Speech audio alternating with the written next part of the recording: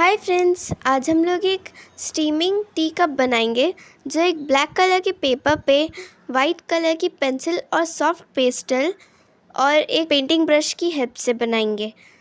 So let's begin the drawing.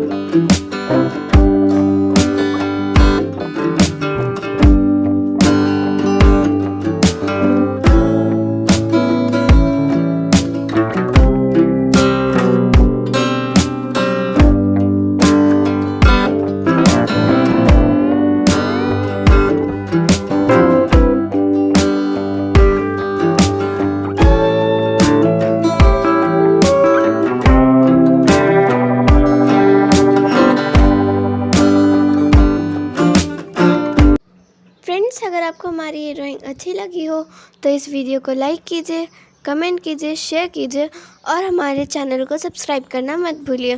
Thank you.